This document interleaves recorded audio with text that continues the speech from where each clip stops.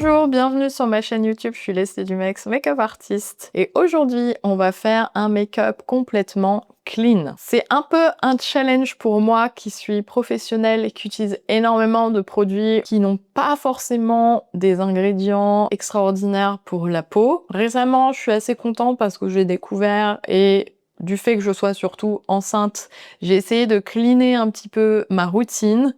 Je l'avais déjà fait pendant ma première grossesse, mais là, ce coup-là, j'ai trouvé des produits encore mieux. Je suis vraiment ravie de vous les partager aujourd'hui. C'est vrai que j'ai du mal, alors quand je travaille sur des célébrités, à utiliser ces produits parce qu'on a beaucoup moins de tenue qu'avec des produits qui ont des silicones et des fixateurs. Mais quand il s'agit de mon utilisation personnelle au quotidien, j'essaye d'utiliser davantage ces produits. Je vais vous partager un petit peu mes petites pépites et mes petites découvertes du moment. J'espère que ce maquillage vous plaira. N'oubliez pas d'activer les notifications pour ne rater aucune de mes vidéos. Et on est parti pour ce make-up. Comme toujours, je vais commencer par hydrater ma peau avec cette brume de chez Absolution. J'adore utiliser des brumes avant de mettre ma crème en général. Celle-ci, il faut bien la secouer parce qu'il y a deux phases, une phase d'huile et une phase plus aqueuse. En plus, elle sent vraiment hyper bon. Ça fait longtemps que j'utilise cette brume pour travailler également. Ensuite, toujours du baume lèvres pour hydrater en début de maquillage, comme ça, en fin de maquillage, ça aura un petit peu absorbé et mes lèvres seront bien préparées avant le rouge à lèvres. Ça, c'est le masque lèvres céramide de chez Typologie. Ensuite, une crème assez basique, on va dire hydratante, tout simplement, de chez Crème, ça s'écrit avec un K. Il y a de l'acide hyaluronique et des probiotiques dans ce produit. Il n'y a pas besoin d'en mettre beaucoup, elle est assez riche. Elle est vraiment pas mal pour les peaux assez déshydratées. Alors, on l'étale bien et on n'oublie pas de faire le cou et le décolleté. Comme les beaux jours arrivent, on n'oublie pas de mettre de la crème solaire, très important pour éviter d'avoir des taches. J'ai découvert ce produit de chez Kosas Beauty il y a peu de temps.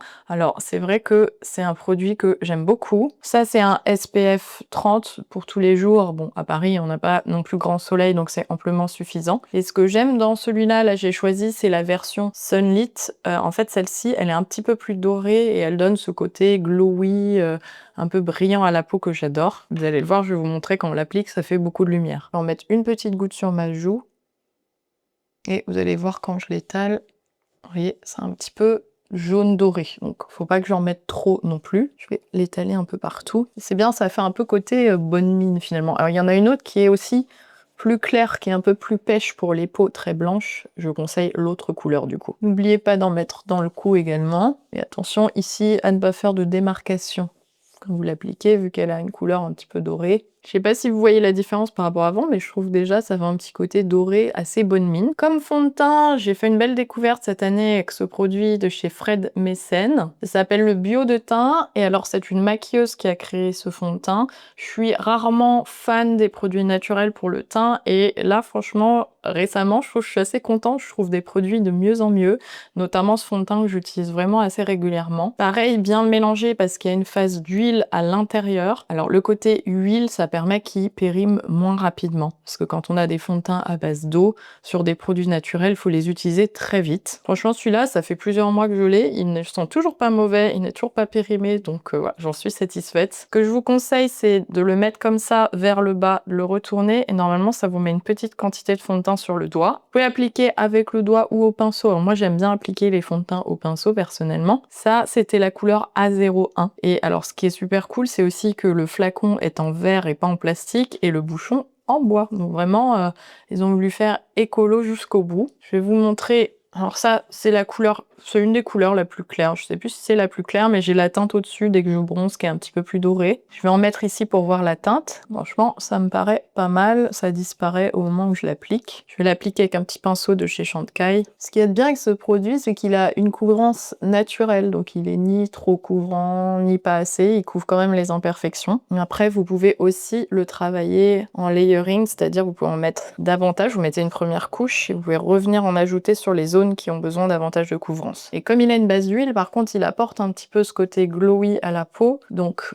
je vous conseille vraiment de le poudrer, surtout si vous avez la peau grasse. Je sais pas ce que vous pensez du coup du résultat, mais moi je trouve que c'est assez naturel et que ça a quand même bien unifié le teint. Je passe à l'anti-cerne. Alors là, c'est la chose la plus compliquée pour moi parce que encore j'ai trouvé des sérums de teint. Il y avait aussi le sérum de teint de chez Typologie qui est encore plus léger que le fond de teint que je viens de vous montrer, qui est vraiment complètement fluide, qui est aussi d'ailleurs un très bon produit clean pour le teint. Mais quand on arrive à la partie des anti-cernes, là j'ai eu beaucoup plus de mal à trouver des choses qui me plaisent en termes de texture, de couvrance et surtout de tenue. Là j'ai fait encore une belle découverte avec la marque donc Kosas Beauty. Alors ils ont deux produits, ça se ressemble, il y a juste une différence au niveau des bouchons. Il y en a un qui est argenté. Ça ils appellent le Revealer. En fait c'est un correcteur de couleur, donc il y a plusieurs teintes, ça va des peaux claires aux peaux foncées. Le plus clair ça commence par cette teinte rosée et là aujourd'hui je vais mettre celui qui est un petit peu plus pêche. Pour les cernes bleues, le côté pêche, c'est pas mal. Mais si vraiment vous avez la peau très blanche, vous pouvez utiliser le rose comme celui-là. Alors ça va vraiment me faire déjà une première base pour corriger la couleur. Vous pouvez même faire d'autres corrections couleur sur votre visage avec ce produit. Et ensuite, par-dessus, ça, c'est l'anti-cerne, donc classique. Je vais pouvoir mettre mon anti-cerne après ma correction couleur. Donc ça, c'est le plus pêche des deux. Il s'appelle Illusion. Je vais en mettre juste au niveau de mes cernes. Un petit trait ici. Il n'y a pas besoin d'en mettre beaucoup et vous allez voir qu'il s'oxyde un petit peu entre le moment où je l'applique et là, dans quelques minutes, il va devenir encore un petit peu plus orangé. Je vais l'étaler, je vais le laisser un tout petit peu sécher quand même. Là, j'en avais mis quand même pas mal. Vous voyez, sur mon pinceau, il est hyper foncé en fait déjà. J'essayais quand même de le laisser concentrer sur la zone là qui est un petit peu plus bleu-violette. Pour le moment, sous mon œil, c'est un petit peu orange, c'est normal. Et là, on va revenir ajouter le correcteur. Vous allez voir, ça va donner la bonne teinte. Je vais prendre le correcteur 3W qui est un peu plus clair parce qu'il était un tout petit peu foncé pour moi. J'aurais presque même aimé avoir une couleur encore plus claire, mais je crois que je n'en ai pas dans mon kit. Je vais venir faire un petit peu du coup la même chose que ce que j'ai fait juste avant. Et un peu ici pour lifter le regard. Et alors, avec ça, vous pouvez aussi faire toutes vos corrections. Moi, souvent, j'en mets un peu là parce que j'ai une zone avec des taches. Je vais d'abord mélanger mes petites corrections. Je tapote, hein, je frotte pas. C'est vraiment pour essayer de garder la matière en place. Le contour du nez aussi, c'est toujours un petit peu rouge ici. Et le coin de l'œil, là, ça vient apporter de la lumière. Et je finis par étaler ici.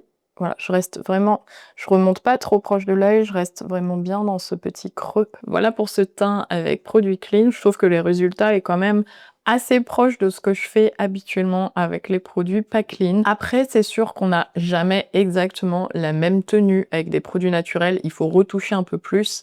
Et on a aussi moins ce côté flouteur parce qu'il n'y a pas de silicone dans les produits. C'est sûr que quand on a des pores très dilatés, c'est plus compliqué d'aller vers ce type de formule. Idem, quand on a la peau très grasse, les produits ont tendance à bouger assez vite et à être absorbés. Donc, voilà, soit plus de poudre, soit produit un peu moins clean. Il y a aussi des formules qui sont un peu entre deux, ni hyper clean, ni complètement pourri. Je continue sur ma lancée avec le blush Westman Atelier en couleur doudou. J'aime bien cette couleur, c'est un rose mauve, il est sympa. Je vais mettre un blush crème pour commencer, mais par-dessus, je viendrai rajouter un blush poudre pour apporter encore plus de fixation à ce maquillage. Moi, j'aime bien mettre mon blush très haut, mais vous pouvez aussi venir le mettre ici pour un petit côté un peu plus poupée, plus frais. Je vous conseille de sourire, comme ça va vous aider à venir le placer sur l'arrondi de la joue.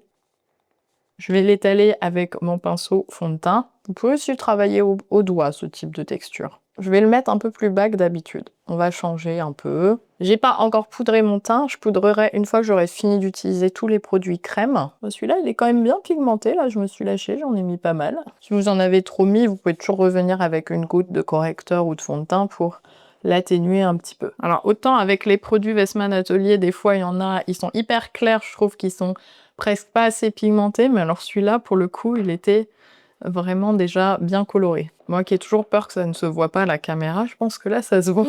Faut se dire aussi qu'une fois qu'on rajoute de la poudre par-dessus, ça vient un petit peu atténuer ce blush. En plus, en fin de maquillage, la peau finit par le boire, donc j'exagère toujours un peu au moment où je me maquille. La poudre, j'ai pris celle de Typologie, il me semble que j'en ai déjà parlé dans une vidéo précédente. Franchement, j'aime bien ce produit, c'est une poudre libre. C'est aussi un peu challenging pour moi, la poudre, c'est ce que j'ai également, entre le concealer et ça, du mal à remplacer. J'ai aussi découvert en version compacte la Cloud Set de chez Kosas, qui est pas mal. Elle a pas mal aussi de couleurs différentes, donc en fonction de votre teinte de peau, vous pouvez vraiment trouver votre bonheur. Après, la Kosas, je trouve qu'elle est pas hyper matifiante. Elle a un fini très naturel.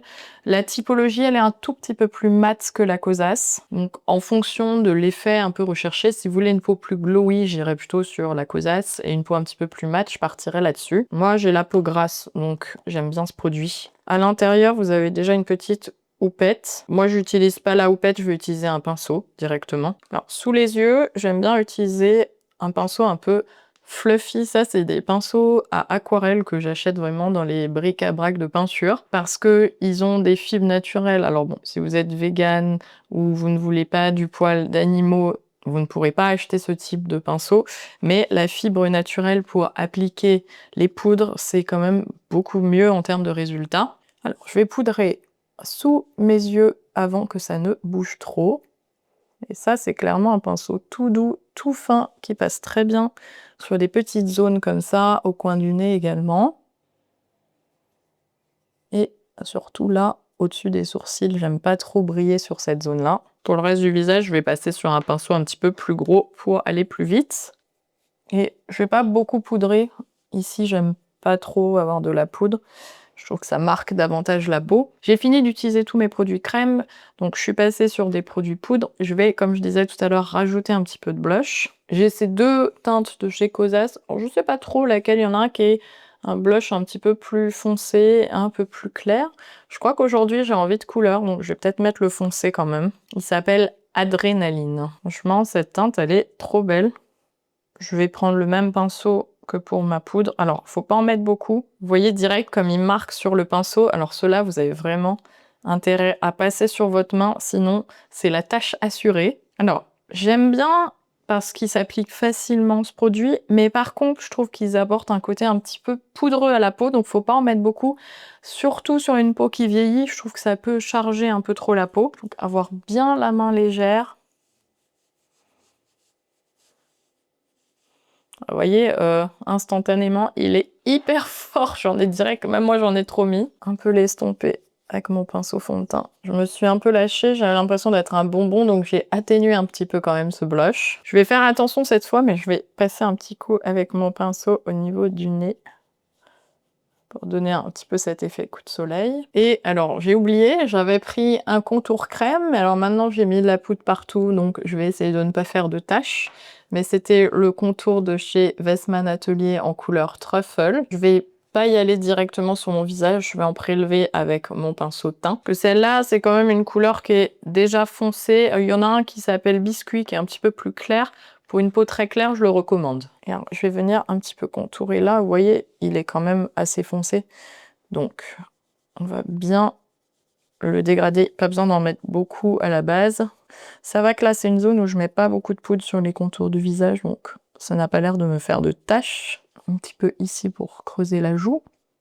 Et j'aime bien passer là également en descendant vers le cou.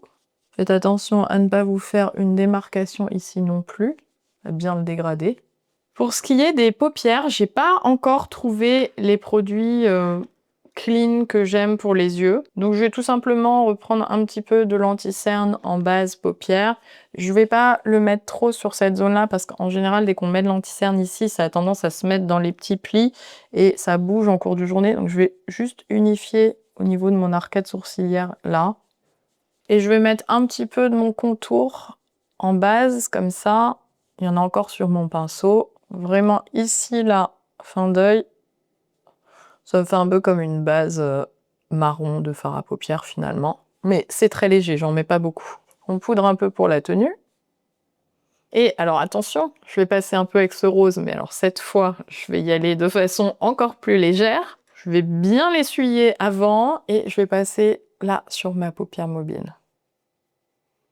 Voilà, ça donne un côté rosé mais très léger. On recourbe bien les cils avant de mettre son mascara. Pour moi, c'est hyper important parce qu'ils sont pas très recourbé naturellement. Alors si vous avez déjà des cils qui sont vers le haut, vous n'en avez pas besoin. Pour les paupières tombantes, par contre, clairement, c'est hyper bien de recourber ses cils parce que ça ouvre le regard. Vous voyez, ça fait tout de suite une belle différence. Comme mascara, j'ai découvert celui-là au salon du Made in France d'ailleurs. En plus, il est Made in France, donc c'est chouette.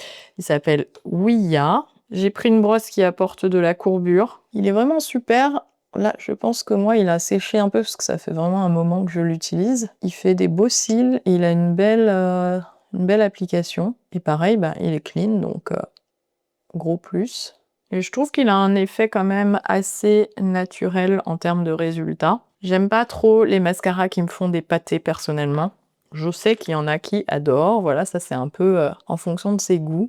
Après, l'avantage de ce mascara, c'est que pareil, vous pouvez superposer les couches pour un effet un petit peu plus volume. Pour les sourcils, je vais utiliser le Brow Pop Nano, encore un produit de chez Kosas, mais alors pareil, la pointe, elle est ultra fine, donc ça permet de dessiner des petits poils, c'est très précis. J'ai adoré ce produit quand je l'ai découvert. Je vous montre la mine, c'est vraiment tout petit. Si vraiment vous voulez colorier votre sourcil complètement, c'est pas le produit idéal, mais si vous avez comme moi que quelques petits trous et quelques poils à remplir, c'est plutôt sympa. Ou si vous êtes une artiste et que vous savez complètement dessiner au poil à poil vos sourcils, c'est parfait. On brosse toujours bien ses sourcils vers le haut pour regarder là où on aurait un petit manque. Moi personnellement, j'ai toujours un trou ici et j'aime bien venir redéfinir un peu ma ligne par endroit. Il y a plein de couleurs. Là, moi, il me semble que j'ai pris un medium brown. Et là, dès qu'il manque un petit poil, voilà, comme ça, on peut vraiment venir le faire.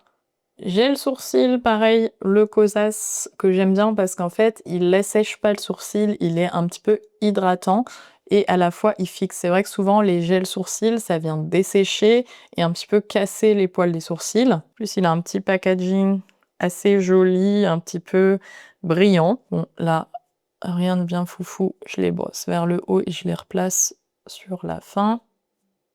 Ces produits, elle les a aussi directement en teinté pour ceux qui ont peu de poils, qui veulent apporter un peu plus de matière et de volume. Pour les lèvres, je vais faire un peu un mix entre ce crayon de chez Kosas et le blush que j'avais tout à l'heure de chez Westman Atelier. Ces sticks, c'est un peu multi-usage finalement. Je vais faire mon contour en premier. Et franchement, ces contours lèvres, ils tiennent plutôt assez bien pour les avoir portés pas mal régulièrement. Ça, c'est la couleur Beyond. Je vais arrêter de parler. Enlevez surtout bien le masque lèvres si il vous en reste. Je déborde un peu au-dessus pour rattraper l'asymétrie de mes lèvres. Je le trouve légèrement un peu foncé ce crayon, donc je vais venir passer mon doigt comme ça pour l'atténuer. Et avec le blush doudou, je vais venir repigmenter mes lèvres. Comme ça, on a une couleur aussi un peu raccord avec son blush. Je vais mettre un peu de ce lip oil Malibu, c'est juste au centre, au cœur des lèvres, parce que je trouve que là, ça m'a un petit peu asséché la bouche. Et je vais vraiment pas en mettre beaucoup. Et je vais mordre comme ça. Pour terminer en beauté, les petites Glow Drops de chez Aromazone. Je vais en mettre sur ma main. Elles ont un petit effet un peu aqueux. Alors, je trouve qu'elles sont un peu dorées pour une peau très claire. C'est peut-être un peu trop foncé. Je suis pas sûre qu'ils aient d'autres couleurs. Mais bon, si vous avez des highlighters clean, dites-le moi. J'ai pas encore vraiment trouvé de produit. Je vais en mettre juste ici. Je vais en rajouter un peu sur le nez. Ça brille pas très fort, mais franchement, c'est amplement suffisant pour un maquillage quotidien. Vous pouvez aussi en mettre un petit peu sur la paupière mobile, mais pas beaucoup parce que ça reste un produit un petit peu humide. Si vous avez plutôt des fards à paupières un peu brillants, naturels, allez-y, utilisez-les. Je vais faire aussi l'arcade sourcilière.